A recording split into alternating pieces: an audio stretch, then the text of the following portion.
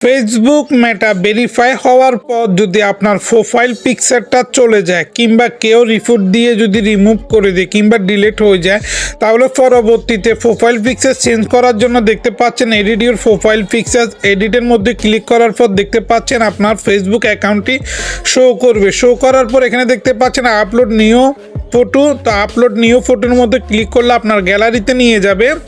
গ্যালারিতে নিয়ে যাবার পর আপনি যে আপনার ছবিটা সিলেক্ট করবেন, এই যে দেখতে পাচ্ছেন আমি ফার্স্ট ছবিটা, কিন্তু অবশ্যই আপনাকে মনে রাখতে হবে আপনার এই ছবিটার সঙ্গে যদি আপনার ভোটার আইডি কার্ড মিল থাকে তাহলে আপনি দিবেন, যদি পাসপোর্টের সাথে মিল থাকে তাহলে দিবেন, আদারওয়াইজ এটার সাথে মিল না থাকলে আপনার এই যে দেখতে পাচ্ছেন driving licence, passport, national ID card, তো আপনি যদি এগুলোর সাথে মিল না থাকেন তাহলে আপনার সেই ছবিটা কখনোই আপনার ভেরিফাই হয়ে আসবে না এবং আপনার প্রোফাইলে ছবিটা আপলোড হবে না যতক্ষণ পর্যন্ত আপনার ফেসবুক অ্যাকাউন্টে মেটা সাবস্ক্রিপশন এবং মেটা ভেরিফাই করে নিয়েছেন।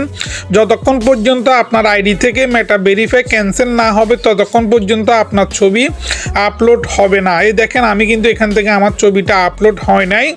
আমি এটা অনেকবার ট্রাই করেছি, অনেকবার চেষ্টা করেছি, এটা কিন্তু আপলোড হয় না। তো এটা কিভাবে আপলোড হয়েছে আমি সেটা পরবর্তী ভিডিওতে বলছি। প্রিয় বন্ধুরা, আপনারা দেখতে পাচ্ছেন আমার এক পাশে কিন্তু আমার প্রোফাইল পিকচারটা আছে এবং কি ওইটার মধ্যে কিন্তু 13,000 ফলোয়ার, আর এটার মধ্যে কিন্তু প্রোফাইল পিকচারটা নাই, 7,700 ফলোয়ার দেখতে পাচ্ছেন।